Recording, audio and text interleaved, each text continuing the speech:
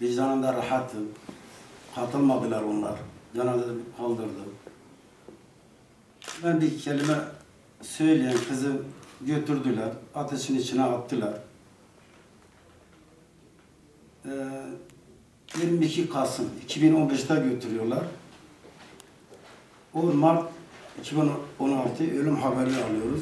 Gazetede öğreniyoruz. Gazeteye vermiş. Devlet infaz edildi diye. Ben inanmıyorum. Çünkü o çocuğu götürdüler oraya. Çocuğu beceremeyince ne yaptılar? Örgüt tarafından çocuğumu infaz edildi. Açık ve net söylüyorum. Daha önceden söyledim. Ağzımdan ne çıkmışsa o lafın arkasındayım, arkasında duracağım. Elimden geldiği kadar mücadele edeceğim. Söz veriyorum.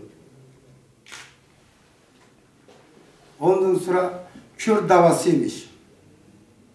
Ben inanmıyorum. Ben buna ihanet davası diyorum.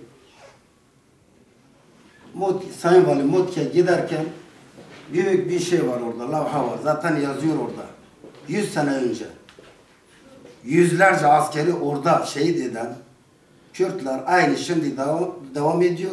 Ben o kanaattayım, ben o görüşten, ben öyle biliyorum. O zaman da ihanetti, şimdi de ihanettir. Dava değil, ihanet diyorum bunlara da. Kızım gitti, gün ben sadece bunu söyledim. Yalvardım, ey büyük Allah'ım. Kızım gitti. Katil olmadan kızımın cenazesi gelsin. Polisimizi, askerimizi öldürmeden, edilmeden kızımın cenazesi gelsin. Ve elhamdülillah aynen o şekil oldu. Eğer orada kalsaydı, devam etseydi, katil olsaydı benim için en zor oydu yani.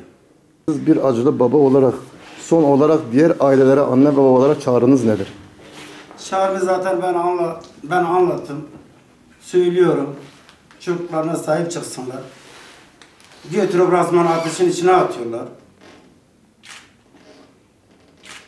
Zaten hep söylüyorum. O kadar diyebilirim. Ben ne diyeyim? Herkes uyanık olsun.